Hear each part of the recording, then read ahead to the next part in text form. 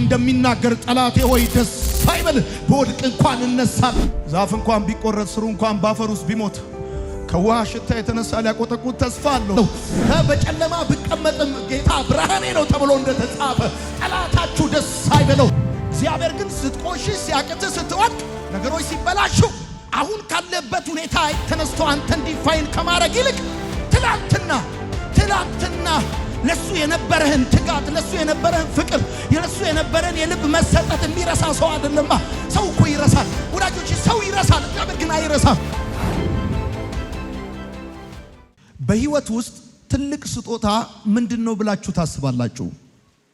ምናልባት ገንዘብ፣ ወርቅ፣ አልማዝ ወይም የከበረ ድንጋይ ብላችሁ ልታስቡ ትችሉ ይሆናል። ለኔ ግን በህይወት ውስጥ ትልቁ ስጦታ የእንደገና እድል ነው። ገንዘብ ከሰጠ፣ አልማዝ ከሰጠ፣ የከበረ ድንጋይ ከሰጠ በላይ የእንደገና እድል የሰጠ ውድ እንደሰጠ ይሰማኛል። እግዚአብሔር አምላካችን አምላክ ብቻ ሳይሆን የእንደገና አምላክ ነው። ሰዎች በእኛ ተስፋ ሲቆርጡ፣ እኛ በእኛ ተስፋ ስንቆርጥ፣ በእኛ ተስፋ የማይቆርጥ የእንደገና አምላክ፣ ሲደክመን ተስፋ የማይቆርጥብን፣ ስንሳሳት ብዙ ጊዜ አስረድቶን እንዳዲስ ስንሆን፣ ብዙ ጊዜ አስተምሮን እንዳልገባቸው አዳዲስ ሰዎች ስንሆን በእኛ ተስፋ የማይቆርጥ የእንደገና አምላክ። ወዳጆቼ በሰው ዘንድ እንደገና ብሎ ነገር የለም። በሰው ዘንድ እንደገና ማክበር፣ እንደገና ማፍቀር የሚባል ነገር የለም። በእግዚአብሔር ዘንድ ግን እንደገና ማንሳት፣ እንደገና መደገፍ፣ እንደገና ሰው ማድረግ፣ እንደገና ታሪክን መቀየር፣ እንደገና መሸለም፣ እንደገና የተበላሸውን ነገር ማስተካከል፣ እንደገና ክብርን መመለስ፣ እንደገና ስምን ማደስ የሚያቅበት አምላክ እግዚአብሔር ነው። እግዚአብሔር አምላክ ብቻ አይደለም፣ የእንደገና አምላክ ነው።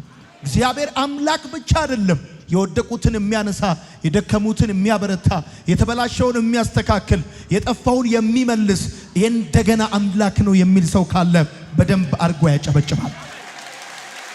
ሃሌሉያ! ዛሬ በዚህ ጉባኤ በብዙ የህይወታችሁ ጉዳይ ላይ የእግዚአብሔር የእንደገና መንፈስ ያልፍበታል። ምናልባት ቅድም እንደነገርኳችሁ እግዚአብሔር የእንደገና አምላክ ነው ብዬ ስላችሁ በሰው ዘንድ እንደገና የለም እንዳልኳችሁ፣ ሰው እንደገና ማፍቀር እንደገና መውደድ አይችልበትም እንዳልኳችሁ፣ ሰይጣንም በሱ ዘንድ እንደገና የለም፣ እንደገና መስጠት የለበትም፣ እንደገና ማክበር አይችልበትም።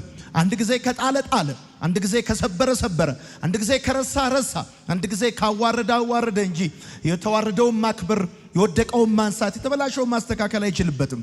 ምናልባት ሰው ጋር የእንደገና እኮ ሊኖር ይችላል ብላችሁ ካሰባችሁ ደግሞ ያ የሰው እንደገና ወይ ሁለቴ ከበዛም ሶስቴ ነው የሚሆነው። የእግዚአብሔር እንደገና ሁለት ጊዜ ሶስት ጊዜ ሳይሆን መጨረሻ የሌለው የምህረት ስጦታ ነው። የእግዚአብሔር እንደገና ከሰው እንደገና የሚለየው ለዚህ ነው።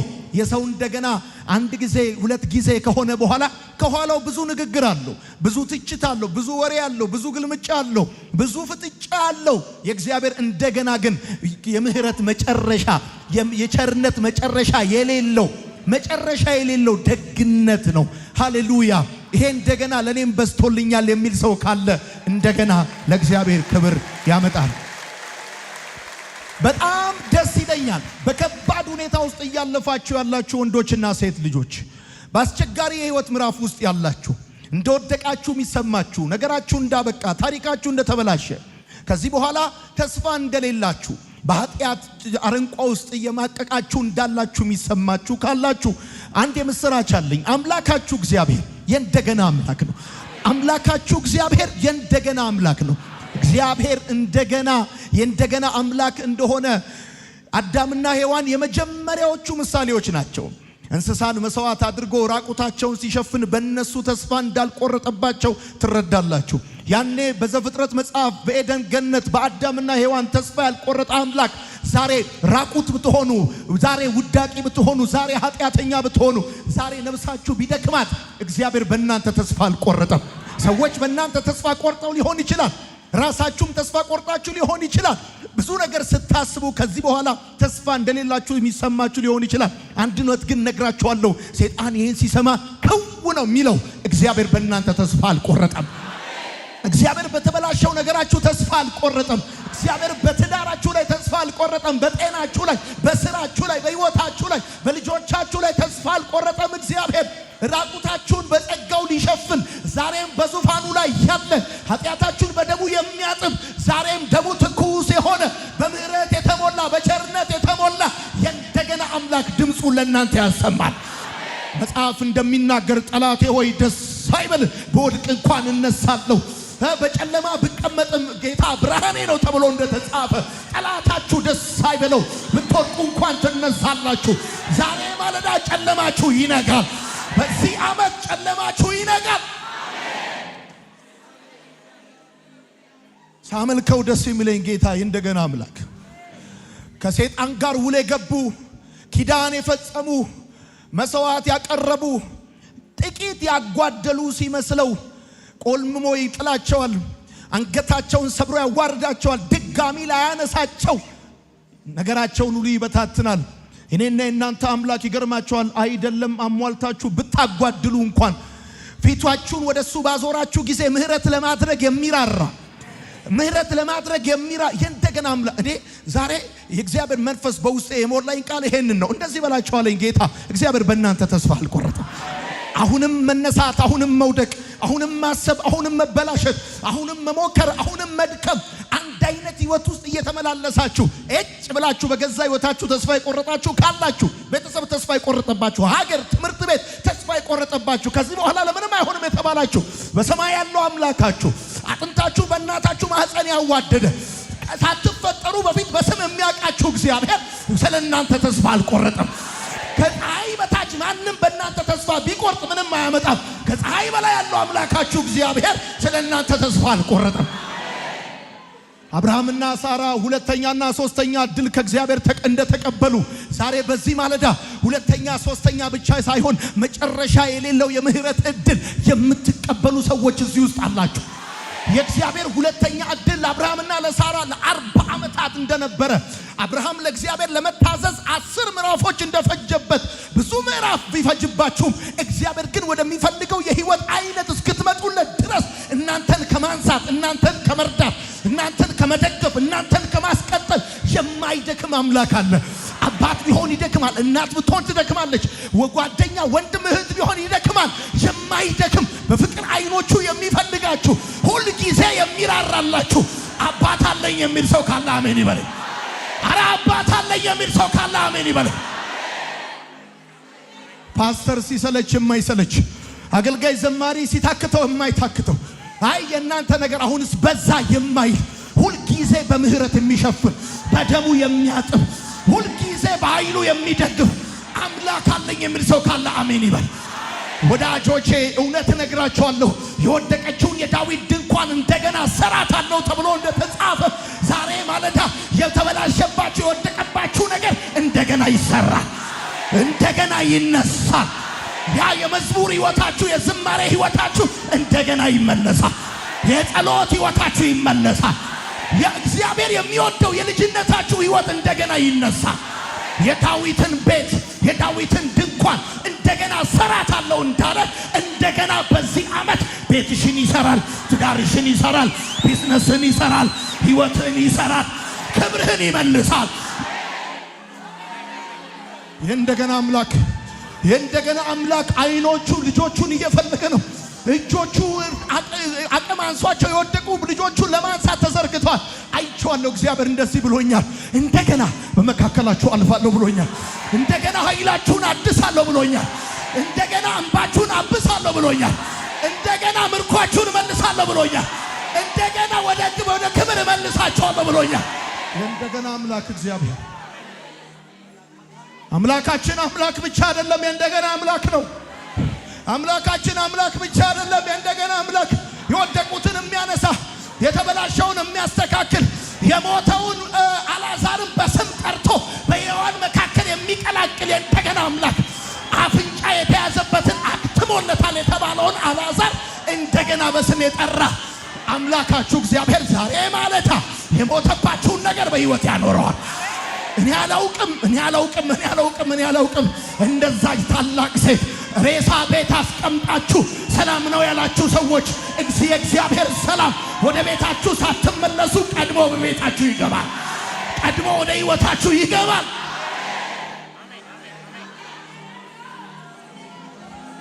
የምናመልከው የምንዘምርለት የምናገለግለው ያድነናል ያልነው የተማመንበት አምላክ ብቻ አይደለም፣ የእንደገና አምላክ ነው። አሜን ነው ወይ? የእንደገና አምላክ ነው። ክብር ለእግዚአብሔር ይሁን። ዛፍ እንኳን ቢቆረጥ ስሩ እንኳን ባፈር ውስጥ ቢሞት ከውሃ ሽታ የተነሳ ሊያቆጠቁት ተስፋ አለው ተብሎ እንደተጻፈ ማን ነው ለሕይወትሽ ማን ነው ለሕይወት ተስፋ የለውም ያለው? ማን ነው ለአገልግሎት ማን ነው ለኑሮ ማን ነው ለትዳር ተስፋ የለውም ያለው? ለጤናክ ተስፋ የለውም ያለው ማን ነው? የምናመልከው አምላክ የምንዘምርለት የምንሰግድለት ጠዋትና ማታ ፊቱን የምንፈልገው ስሙን የምንጠራው አምላካችን ይገርማል። እኔ ዛሬ ነግርሃለሁ፣ አተኩሬ ነግርሃለሁ። ምናልባት ይሄ መልእክት የሆነ ቀን ይጠቅም ይሆናል። የከፋ ቀን የደከመ ቀን ሊጠቅም ይችል ይሆናል። ለሆነ ጓደኛ ላክለት፣ ለታከተው ህይወት ላስጠላው ሙት ለሚለው ነገር ላቅለሸለሸው ለሆነ ቤተሰብ ላክለት። እግዚአብሔር የእንደገና አምላክ ነው። ይገርማል። የእንደገና አምላክ ነው። እግዚአብሔር ጋር ዩሴንድ ስሮ የለም፣ ተጠቅሞ መጣል የሚባል ነገር የለም። ሲኖር የሚኖር ብቻ አምላክ አይደለም። ቢኖርህም ባይኖርህም ካንተ ጋር የሚኖር አምላክ ነው። ሲትችል ብቻ አብሮክ ቢሆን አይደለም፣ ሲያቅትም አብሮክ የሚቆም አምላክ ነው። ስትጸልይ ስትጾም በቅድስና ስትመላለስ ብቻ አይደለም፣ ሲያቅትህ ህይወት ሲታክትህ በብዙ አስቸጋሪ አረንቋ ስታልፍ እግዚአብሔር አምላክ ካንተ ጋር የሚሆን አምላክ ነው። አሚን ነው። ክብር ለጌታ ይሁን። የእንደገና አምላክ የእንደገና አምላክ እግዚአብሔር ይባላል። የእንደገና አምላክ ደግሜ እላለሁ፣ የወደቀችውን የዳዊትን ድንኳን እንደገና እሰራታለሁ እንዳለ መጽሐፍ በሆነ በኩል የተበላሸብንን ነገር እንደገና እግዚአብሔር ይሰራልናል። የእንደገና አምላክ በአራት በኩል አሳያችኋለሁ የምትጽፉ ሰዎች፣ እኔ አሁን ድጋሚ አገልጋይ ሆናለሁ የምትሉ፣ እኔ አሁን ድጋሚ ሰው ሆናለሁ የምትሉ፣ አሁን የኔ ነገር እንደገና ይቆማል፣ ቢዝነሴ ይቀጥላል፣ ትዳሬ ይስተካከላል፣ አሁን የኔ ነገር ተስፋ አለው የምትሉ ሰዎች የምታመልኩትን አምላክ አታቁትም ወይ? አታቁትም ወይ? ህይወትን እንደገና ሲያስቀጥል፣ ታሪክን እንደገና ሲያድስ፣ ምዕራፍን እንደገና ሲከፍት አታቁትም ወይ?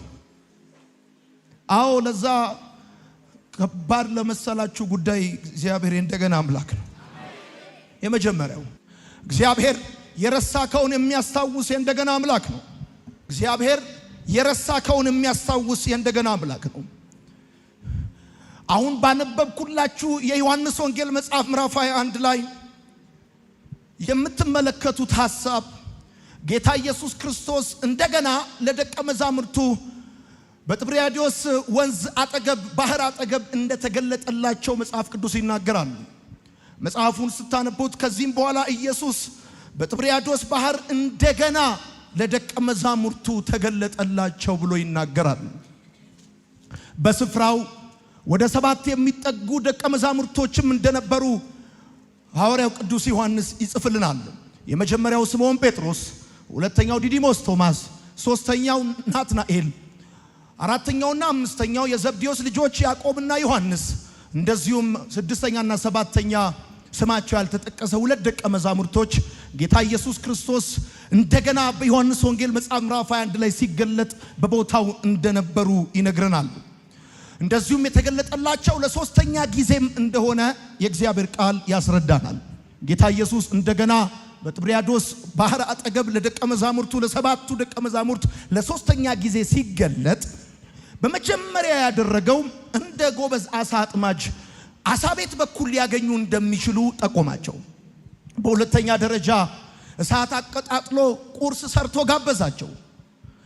ይሄ በሶስተኛ ጊዜ ለደቀ መዛሙርቱ በሚገለጥበት ሰዓት ያደረገው ነውና ጌታ እንደተገለጠላቸው ያደረገው በዚህኛው በኩል መረባችሁን ብትጥሩ አሳ ታገኛላችሁ አላቸው። ከዛም እንደገና ወደ ባህሩ አጠገብ ሲመጡ እሳት አቀጣጥሎ ቁርስ ጋበዛቸው ይላል። መጽሐፉን ስታነቡት ቁርስ እንዲበሉ ጥሪ ያደረገላቸው። ወዳጆቼ ከአንድ ሳምንት በፊት ትዝ ካላችሁ ጴጥሮስ ኢየሱስ በመስቀል ጥራ ስር ሆኖ ጓደኛ በሚያስፈልገው ጊዜ ለዛውም በማታ በብርድ እሳት እየሞቀ አንገቱን እየነቀነቀ ነበር የካደው። ከሳምንት በፊት እሳት እየሞቀ የካደውን ጴጥሮስን ከሳምንት በኋላ በጥብርያዶስ ባህር አጠገብ እሳት አንድዶ ቁርስ ሰርቶ ጠዋት ብሬክፋስት ይጋብዘዋል። እንደገና ተገለጠለትና መጣ። ወዳጆቼ ጌታ ኢየሱስ ሶስተኛ ጊዜ ለደቀ መዛሙርቱ እንደተገለጠ ስታነቡ ኢየሱስ ከሞት ከተነሳ በኋላ የእግዚአብሔር ልጅ እንደሆነ ለማስረዳት ስንት ጊዜ ወደ ደቀ መዛሙርቱ መምጣት አለበት ብላችሁ ታስባላችሁ? ጴጥሮስ ኢየሱስን እንደካደ ወዴት እንደሄደ ምን እንዳደረገ ከነማን ጋር እንደነበረ ጸሎት ቤት ይግባ መጠጥ ቤት ይግባ ወደ ከተማ ሄድ ወደ ገጠር አልተጻፈም። የተጻፈው ወደ ቀድሞ ስራው እንደተመለሰ ነው። ወደ ቀድሞ ስራውም ሲመለስ በአይምሮ ብዙ ነገር ይብሰለሰል ይመላለስ እንደነበር አስባል። ግን በእርግጠኝነት አንድ ነገር እርግጠኛ ሆኜ መናገር ይችላል። ጌታ ኢየሱስ ደግሞ ደጋግሞ ወደ ደቀ መዛሙርቱ የመጣበት ምክንያት በተለይም በዮሐንስ ወንጌል መጽሐፍ ምዕራፍ 21 ላይ ወደ ጴጥሮስ ድጋሚ የመጣበት ምክንያት ከሞት ከተነሳ በኋላ እሱ የእግዚአብሔር ልጅ እንደሆነ ለጴጥሮስ ሊያስረዳው ነው ብዬ አላምንም። ወዳጆቼ አሁን ለጴጥሮስ የሚያስፈልገው ኢየሱስ የእግዚአብሔር ልጅ እንደሆነ ማመንና ለማመን ሳይሆን ጴጥሮስ መታደስ ነው የሚያስፈልገው። ምክንያቱም ከጥቂት ቀን በኋላ መንፈስ ቅዱስ ሲወርድ ጴጥሮስ ሰባኪ ነው። 3000 ሰዎች 5000 ሰዎች ይድናሉ። ድንቅ ታምራቶች ይሆናሉ። ሽባው ከዛ መልካም ከሚባለው መቅደስ በር ላይ ይነሳል። ጴጥሮስን ይጠብቀው አለ። ጌታ የጠራው እግዚአብሔር ጴጥሮስን የጠራው ታላቅ ሐዋርያ እንዲሆን ነው እና ይሄ ታላቅ ሐዋርያ እንዲሆን የተጠራ ጴጥሮስ ድንገት በማያውቀው ሁኔታ ከወዳጁ ከጌታ አንገቱን ነቅንቆ እሳት እየሞቀ በመስቀል ጥላ ስር ሆኖ ሳለ ክዶታል እና በውስጡ ብዙ ነገር እንደሚመላለስ አስባለሁ። ወዳጆቼ ጌታ ኢየሱስ ወደ ጴጥሮስ እንደገና የመጣው እሱ የእግዚአብሔር ልጅ እንደሆነ ሊያስረዳው ሳይሆን ራሱ ጴጥሮስ ማን እንደሆነ ሊያስታውሰው እንደሆነ አስባለሁ። ማን እንደሆነ ሐዋርያ እንደሆነ 3000 5000 ሰዎችን የሚያድን አለት እንደሆነ ቤተክርስቲያንን በሱ ላይ እንደሚመሰርታት ጌታ እንደነገረው ይሄ ጃይንት ሰው ነው። ትናንት በድካሙ ትናንት በጥፋቱ ትናንት በስተቱ ትናንት በብዙ የህይወት መንገድ ላይ አልፎ በገጠመው ነገር እየተሸማቀቀ ወደ ኋላ መቅረት የለበትም። ስለዚህ ጴጥሮስ ሪስቶሬሽን ያስፈልገው ስለነበረ ነው ጌታ እንደገና የመጣው። ጴጥሮስ ስለራሱ ስለ ጴጥሮስ ሊያስታውሰው ነው ኢየሱስ ወደ ጴጥሮስ የመጣው። የረሳችሁትን የሚያስታውስ ወዳጆቼ የህይወታችሁን መጽሐፍ ብታቃጥሉት እናንተ ያላችሁበትን ክፍል በፍጹም አይሰርዘው። የህይወታችሁን መጽሐፍ ብትጠጡበት ብታጨሱበት ብትደንሱበት እናንተ ያላችሁበትን ክፍል አይሰርዘው። እስክትመለሱ ይጠብቃል። እስክትታደሱ ይጠብቃል። እንድትታደሱ ደግሞ በምህረት ይከተላችኋል። ማን እንደሆናችሁ ስትረሱ ሊያስታውሳችሁ እንደገና ወደ እናንተ ይመጣል። የእግዚአብሔር እንደገና ማን እንደሆናችሁ ማስታወስ ወደፊት ታላቅ ነገር እንዳለ መናገር ነው። ለጴጥሮስ ነገረው። ወደፊት በምን አይነት አሟሟት እግዚአብሔርን ሊያከብረው እንዳለ ለጴጥሮስ ነገረው። ዛሬም የእንደገና አምላክ እናንተ አንቺ የቃል ኪዳን ልጁ እንደሆንሽ ሊያስታውስሽ ይፈልጋል። አንተ የቃል ኪዳን ልጁ እንደሆንክ ሊያስታውስሽ ይፈልጋል። ተራ ሰው እንዳልሆንክ ኪዳን ያለ እንደሆንክ በስም እንደሚያውቅ ለትልቅ ፕሮግራም እንዳጨ ሊነግር ይፈልጋል። አዎ ከብዶሃል፣ ተሳስተሃል፣ አጥፍቃል፣ ኃጢአት ውስጥ ገብታል፣ ህይወት ተበላሽቶባል፣ ተንከዳዷል፣ ቢዝነስ ፌል አድርጓል። ኦኬ ግን ይሄ ትናንት ነው። የነገው ሊነግር ይፈልጋል። ከዚህ ሁኔታ በፊት ያውቀሃል። ከሁኔታ በፊትና ከሁኔታ በላይ አንተን የሚያውቅ አምላክ እግዚአብሔር በሁኔታ አያብራራህም። ሰዎች ናቸው በሁኔታ የሚያብራሩ። ስታገኝ አገኘ ሀብታም ነው፣ ስታጣ ድሃ ነው የሚሉ ሰዎች ናቸው። እሱ ግን ዓለም ሳይፈጠር በፊት በክርስቶስ ኢየሱስ የመረጠህ እግዚአብሔር ማን እንደሆንክ ሊያስታውስህ ይፈልጋል። አንተ ተራ ሰው አይደለም። አንተ መሄጃ ያጣ አይደለም። አንተ ተንከራቻታ አይደለም። አንተ እነግርሃለሁ ዛሬ የእንደገና አምላክ በትልቅ ክብር ምርኮን ይመልሳል። ወይኔ ወይኔ እኔ እናንተም ብሆን እንደዚህ በኖርማል ሆኜ ቁጭ ብዬ አልሰማም። የእንደገና አምላክነቱ ምኑ ላይ ነው ካልከኝ የረሳውን ሊያስታውስህ። ያኔ በልጅነት በትምህርት ቤት ያኔ በቤተሰብ ያኔ ገና በጠዋት የነገረህን ነገር ስትረሳው የህይወት ውጣ ውረድ ሲያስረሳ ኪዳን እያለ ኪዳን እንደሌለ ተስፋ እያለ ተስፋ እንደሌለ ትልቅ አቅም እያለ ሲዋሽብህ ሲዋሽብህ፣ ተፈጥሮ ሲዋሽብህ፣ ሰዎች ሲዋሹብህ፣ እድሜ ሲዋሽብህ ይመጣና እንደዚህ ይላል ነው እንቶ እንደዚህ አይደለም አንተ ጋር ትልቅ ክብር አለ። የሰማኝ ሰው ካለ በደንብ አድርጎ አሜን ይበለኝ። የሰማኝ ሰው ካለ እንደገና አሜን ይበለኝ። ወዳጆቼ እግዚአብሔርን ከሌላው የሚለየው አንዱ ማንነቱ ይሄ ነው። ይገርመኛል። ሰዎች ወድቀህ ሲያገኙ የትላንትናውን ማስታወስ አይፈልጉም። ሰዎች ጠዋት አንበሳ ከሰዓት ሬሳ፣ ጠዋት ወርቅ ከሰዓት ጨርቅ ይሉሃል። ሰዎች ቆሽሸው ካገኙ በኋላ ትላንት ማን እንደነበርክ ሊነግሩ አይፈልጉም። እግዚአብሔር ግን ስትቆሽሽ፣ ሲያቅትህ፣ ስትወድቅ፣ ነገሮች ሲበላሹ አሁን ካለበት ሁኔታ ተነስቶ አንተን ዲፋይን ከማድረግ ይልቅ ትላንትና ለሱ የነበረህን ትጋት፣ ለሱ የነበረህን ፍቅር፣ ለሱ የነበረን የልብ መሰጠት የሚረሳ ሰው አይደለማ። ሰው እኮ ይረሳል ወዳጆች፣ ሰው ይረሳል። እግዚአብሔር ግን አይረሳም። በትንሿ አንደበታችሁ፣ በትንሿ ልባችሁ ገና በወጣትነት እድሜያችሁ እጃችሁን አንስታችሁ ከጉልበታችሁ ተንበርክካችሁ አገልግሏችሁ ስታበቁ የሆነ ታይም ላይ መታችሁ ስትደክሙ ድንጋይ አንስቶ በእናንተ ላይ የሚፈርድና የሚያስፈርድ አምላክ አይደለም።